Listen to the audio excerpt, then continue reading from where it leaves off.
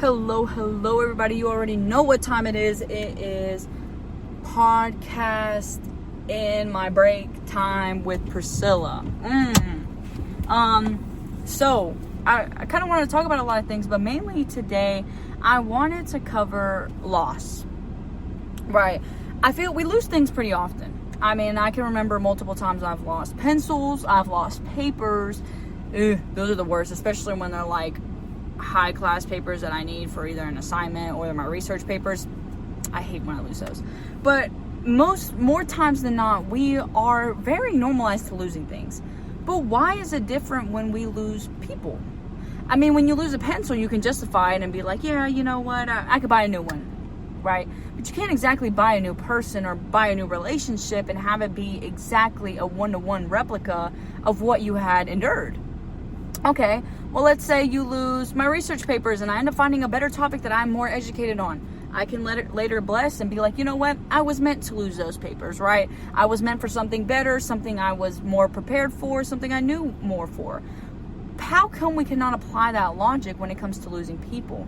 I think it's one of those logics that honestly make the most sense and is one of the best to embody after, but it requires a lot of time. After things happen, it is a great logic and a great mindset to have. It just takes time. And it's one of those ones that take time, but it sucks because it's like, yeah, I mean, I lost it and it sucks, but it hurts and I wanted it to be them. You know, I listen to a lot of podcasts, and yes, the podcasts I listen to are on high professional levels, right? So I feel like when they talk, they can struggle to really relate because it's like they're trying to sell you a class. They're trying to get you to buy whatever master program they have. So they tend to save the vulnerability and the relatableness that they have for the classes. And I think that sucks because it's like, I can tell that they want to share how they went through it, or they want to share, they want to keep it raw and cuss or whatever. But since they're on their podcast, they keep it professional and they kind of keep it monotone and are like, you need to detach, and they give you kind of all the logic behind it, but they don't give you the feelings that come with trying to follow that logic. I mean, I give advice all day long, but that doesn't say when I go to follow it, it doesn't suck. I mean, I mourn and I lose and I grieve and I feel, but I go through all that to say it's worth it in the long run. I mean, yes, most people will tell you, hey, you know, you need to feel your feelings. Hey, you know, journal. Hey, meditate. But no one ever really talks about the thoughts that can come up when you're going through those actions, especially things like meditating. If you're not used to it, it is completely weird. I mean, I'll get to sit and I'll be like, I am now manually breathing. And then I'm like, oh shit, why am I freaking myself out now? Or literally one time I was meditating, I was like, I just lost the game. And then I was like, oh my gosh, I need to go get somebody else to lose the game. And then I wasn't even meditating anymore because now I was thinking about how I'm going to get somebody to lose the game. And it's like, no one prepares you for things that can not go wrong but go south in moments like that. Journal, right? It's such an easy thing to do, right? Pick up some pen and a paper. But what? Some people lie to themselves in their own journals, and it's like, why? I mean, there's a limiting belief that a part of you feels like somebody's gonna look at your journal, but it's like, once you can get through these problems and these limiting beliefs and these things that hold you back from doing better things for you, then you can really heal. Then you can face things like your traumas. And honestly, I do believe that, and especially for me being really young, I can see it, but we are what we went through as a kid, right? We had parents, they were supposed to be our role models. If they lack that role, we will only be able to follow what was taught to us. We are all mosaics of knowledge, right? I work with kids. When these kids tell me fun facts or the way that they talk or what they find funny, it's all a mirror of what they absorb, whether online, whether at school with their friends. I had a kid come up to me and he was like, well, my mom said that I'm not supposed to be saying Diddy, but I don't even know what that means. I mean, all the kids at my school say it, so what's the problem? And I mean, obviously this kid isn't going to have access to the New York Times or Rotten Mangoes and go see what's going on with the Diddy case. So now it is my responsibility as not only their counselor, but also someone who has this knowledge to introduce it to their mirror, right? So I told the kid, I was like, listen, you don't need to be saying his name, because we don't need to give credit and good vibes to someone who did something really dangerous and who is behind bars for his actions. And then he was like, oh, okay, like, I understand, I'm not going to say it anymore. I was like, right. So if somebody's making jokes to you, you need to tell them not to say those jokes, because now you know what the joke is about. Now, this is just a very small example, but this is what I get to understand learning from kids. Then when I go to talk to my friends and then they tell me fun facts or they give me advice, they are speaking as a reflection of what they went through, of what they know, of what they learned. Hence, some people I talk to and I talk to them about advice, I can tell, oh, your advice doesn't really sit right with me because you had a different environment than I did. So this may work for you, but it's not working for me. And for me, sometimes that feeling is too suffocating. And then when that time comes, I just step away. And it's not, I'm too scared to say anything. It's truly a protecting the peace matter. As I've grown up, when I was a bit younger, I used to get mad at people for not responding in the moment, or people not giving me attention, but just not feeding into my over dramatization, my answer me now, my fireworks. And I would be very upset when I didn't get it back or I didn't elicit a reaction. And it wasn't because I wanted attention, or maybe it is, I don't know. But really, my intention isn't I wanted it because I was lacking of something. It's because I just wanted to see somebody being genuine with how they feel. And I've come to also learn that since I, growing up, had very immature friends and had been around people who had vocalized this by being petty, by starting drama, by giving the cold shoulder, I've had very mixed feelings on what somebody's showing their genuine feelings feels like. And so when I butted heads with a buddy of mine, he wasn't really speaking to me on how he felt. However, we had a mutual friend who he was speaking to, and he was like, oh man, I'm so upset at Priscilla, and I just think that she's being super immature, and I don't think that she's handling this well. Now, granted, hearing it from somebody else hurt my feelings more, but then I realized that the respect that he approached me with, and that he was able to step away and be able to cool off and be able to speak to me in a normal, calm voice and be able to express how he felt, say everything that he did say to the mutual friend, but say it in a, not a, oh my, fuck you, Priscilla, but more a, fuck you, Priscilla, you know, you're being a little too over dramatic. You know, be able to tone it down.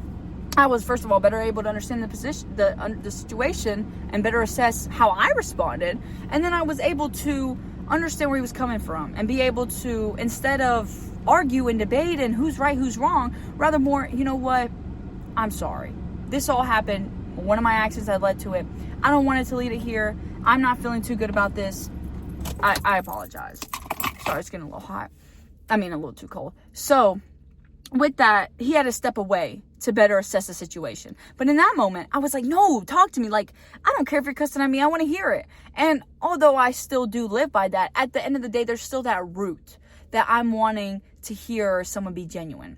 And I had lost that. I had lost that when he had stepped away to rather regain his thoughts. And I don't think all losses are detrimental. I don't think all losses are failures.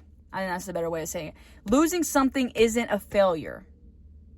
And I don't think that we can realize it in the moment. Nobody has that clarity to be like, oh my gosh, this is happening for a better reason, right? Because all we're seeing is a loss. At that moment, I had lost his authenticity on how he felt. I had lost seeing his anger. But in reality, this was for the better, because I know if he was speaking at me nasty, I probably would have been a little snarky or said something back. So that wouldn't have benefited any of us. But at the end of the day, I just wanted to know, okay, you're upset. How can I help that? And then when he was able to voice that in a monotone way, okay, now I have this new knowledge that I can reflect and be able to assuage. And that was one example. There was another example where I was acting very out of character, and I had in turn lost a person due to my out of character nature. Now, granted, that person, and I hate to say this, but that person didn't deserve someone who was talking to them in the way I was. But at the same time, I didn't deserve somebody who had put me in a position to act so out of character. So it's one of this was a lost situation. I'm not putting them on a pedestal, and I'm not putting me on a pedestal. This was simply just a path didn't align in the right way, and now we both lost. And not really we both lost, but we are just both no longer in each other's lives because neither one of us deserve or really need what the other has to provide. And for me, it was the healthiest thing I've ever been in. for me to, okay, it's getting hot again. I think my breath is kicking it in. But for me to be in a relationship or in an exchange of feelings with the other person, for me, it was the healthiest doggone thing I've ever been in. But for them, honestly, it probably wasn't any better than what they have ever been through. And as sorry as I feel, I have been able to learn as a lesson. That loss was a lesson to me. And no, I'm no longer in contact with them, and I really don't have anything to say to them or anything for any value for them to be in my life or me to be in theirs. That it's one of those, okay, I was able to learn that the loss of that somebody else's loss due to my out of character nature stung in the fact that they now have this lasting imprint of somebody I was not. So then that was able to teach me, okay, I don't want to show people nastiness if that's not me, right? So loss brings learning, brings lesson, brings redirection. And I think a lot of people don't really realize how to handle loss. Some people in the still 2025 believe that the best way to get a point across is denaturing the other perspective, which is wrong. It's wrong, but it's still so normalized. And how much am I good? The only reason I think it's so normalized is because it's more predominantly seen in media, especially in places that does not need to happen, such as politics. And I don't mean to be political or be woke or whatever. I'm not gonna sit here and spit out where I sit politically, but I will say it's been more normalized in the political and professional worlds that the best way to end out on top is to destroy the foundation of everyone below you. And that's not right. That's not right. That leads to selfish societies, arrogant societies, and very unempathetic, that's not right, apathetic mindsets. And this doesn't mean to say that nonchalant or stoic mindsets are the worst. No, that has nothing to do with this. Get that out of your head. But rather, these type of mindsets that we have to destroy another person's well-being to end out on top is not right. And that's saying when I was younger, that was what my confidence was built off of. It was. When people did me wrong, I was able to be like, oh, karma's gonna get you. Yeah, I felt so good. And that led me so far until I ended up being the one hurting people. Then it was like, shit. Now I'm gonna be the one getting the karma. People are gonna be able to be like, oh, Priscilla got her karma. Oh yeah. So, and it's like, shit, that's not how I want to be confident. I don't want my confidence to be founded on how others had did me wrong. I mean, it's kind of one of those, okay, you did me wrong, it's fine. I now know what I like and I know what I'm not gonna put myself through. That's it. You just clap your hands together, dust go away. And I think the more that people try to reminisce and like, oh, so-and-so did me wrong back in the July of 7 years ago.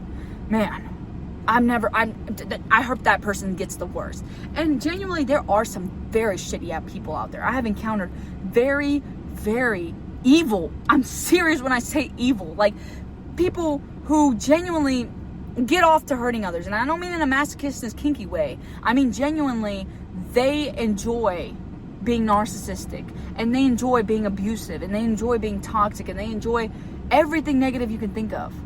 There are people like that out there, but we do not have that control to give them karma, to give them what they deserve, to give them, what's coming for them. That's not in our hands.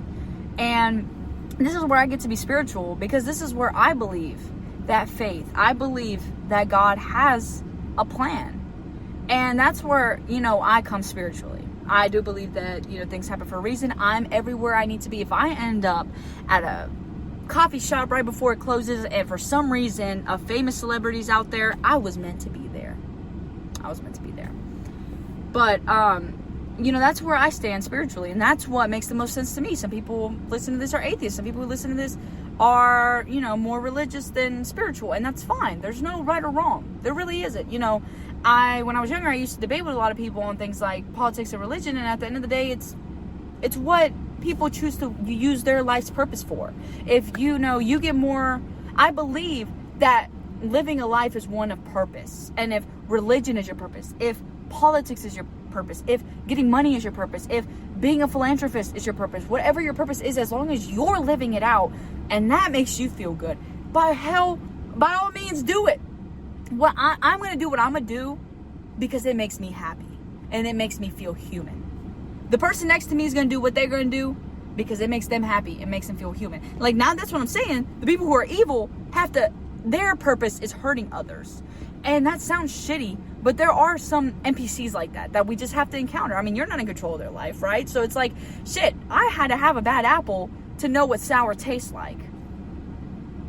Will I like apple cider? Who knows? Maybe I like apple cider, just not that sour. But I had to have a little sour taste to know I like the cider part.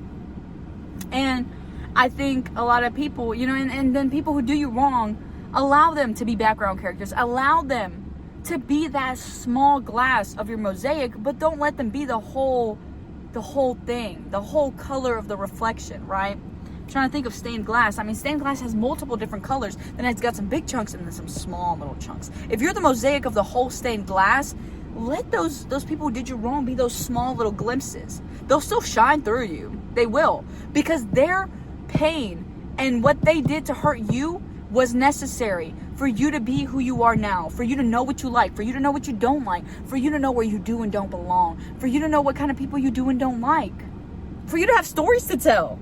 I mean, I was treated like crap by some people, but honestly, I'm able to tell them stories, and then it wasn't all bad. It wasn't all bad. I wouldn't put myself with somebody if it was constant bullshit, if it was constant mistreatment. I wouldn't put myself through that. So yes, I've been with people who have hurt me, but we had good times.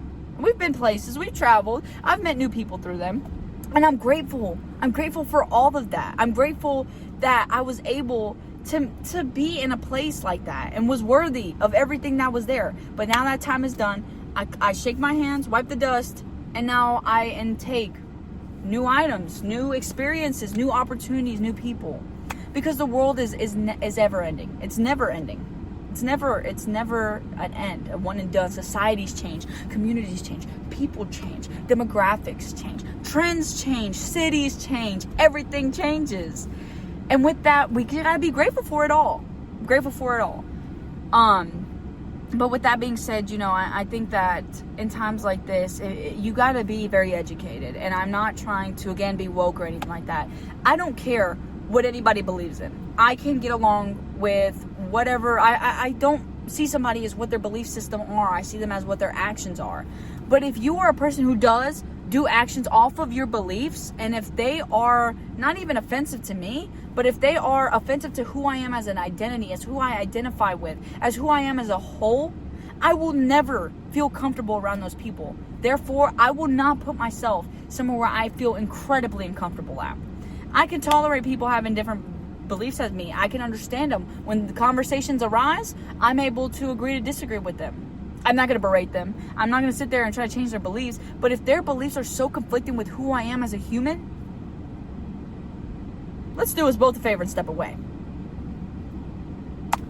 But I just hope when times get scary and things get rough, you just stay educated. Like, I would hope that when somebody asks you, oh, why do you believe in so-and-so? You're able to be confident and know why you do. Not just be like, oh, I do because, like, my mom does. Or, oh, yeah, like, I do because, I did back like 5 years ago and I don't know any better. Like, no, allow yourself to figure out what you want for you. I talk to a lot of people and they follow the crowds, and it's like who gives attention to the crowd?